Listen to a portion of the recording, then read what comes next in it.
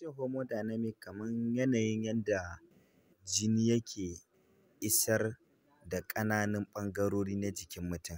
Kaman a ce yanda yake isar da organs da tissues na jikin mutum. To ana so a san wannan. Sannan ana so a riƙa duba ko a duba yanayin gudun da jinin yake yi a sanadiyar a gano canjin da ake samu wajen yanayin gudun jini a sanadiyar cuta da take faruwa ko kuma magunguna da ake ba mutum. Wato ana samun ci gaba ko kuma ma ba a samun ci gaba. Dole sai an yi gwada sannan ne za a gane. Ana amfani da na'ura guda biyu. Ɗaya ana ce mata stethoscope, ɗaya kuma ana ce mata blood pressure machine ko a ce sphygmomanometer. To idan za a yi amfani da radial artery kaman wanda za a sa mawa a tsintsiyan hannu kenan, to dole sai mutum ya san radial artery ɗin. To wannan ita ce ake ce ma radial artery. Ga ta nan gurin inda wannan mutumin ya sanya hannun shi guda biyu. Ga ta nan gurin. Don that is idan za a duba a tsintsiyan hannu kenan. To, hanyar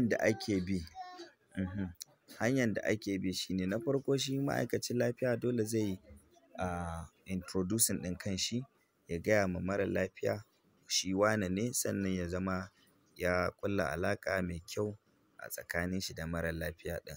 Sannan sai ka yi ma mara lafiya ɗin bayanin hanyar da ake bi wajen duba shi blood pressure ɗin.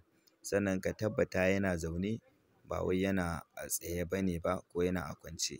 Duk da yake mara lafiya guda biyu, da tsoho da wanda ya fara zuwa asibiti ranar farko, ana so dole a duba musu yanayin hawan jini. Sannan kuma wanda ya fara zuwa yau, yana da kyau ka duba mashi a zaune kuma ka duba mashi a tsaye don ya zama ka samu tabbacin yanayin asalin yanda BP ɗin shi yake.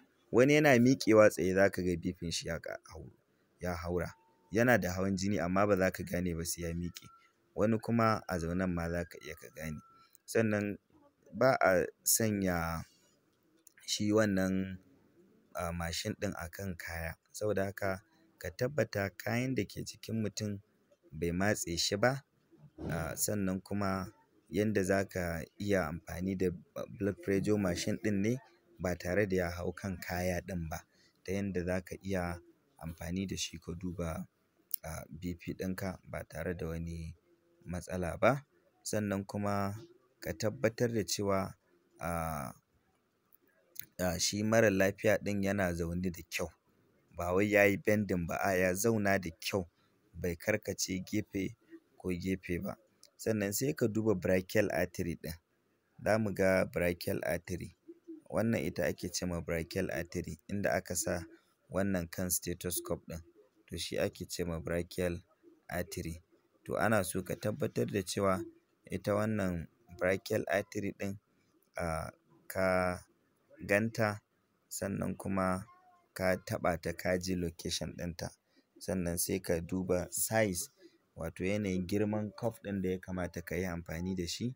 Kar ka yi amfani da ƙarami wa mutum mai ƙiba ya zama ana yi yana buɗewa.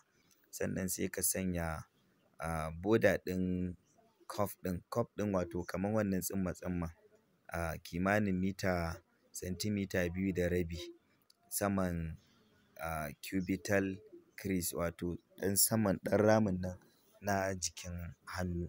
Sannan sai ka sanya wannan ɗin BP ɗinka, sai ka buga iska.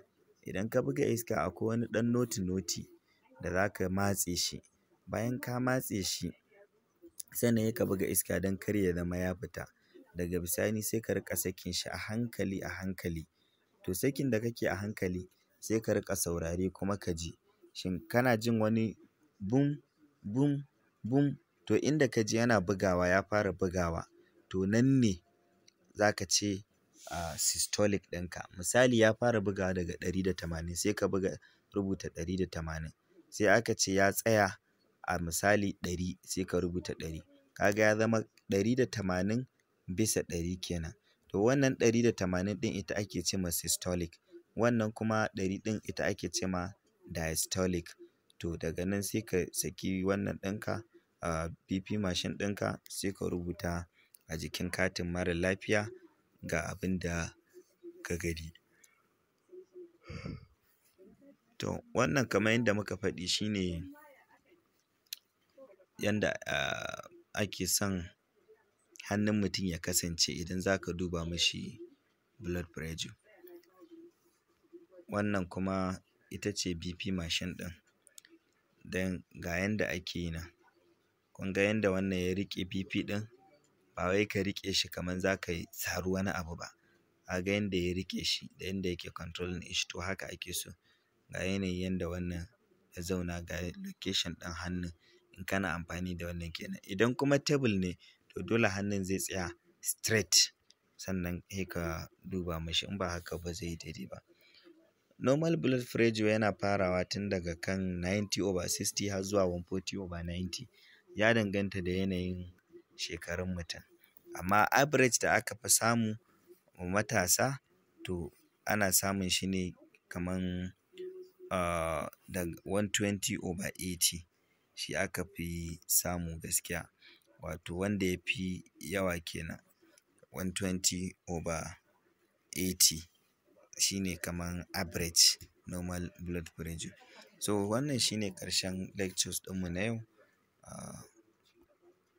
Da fatan an amfana da abin da aka ji.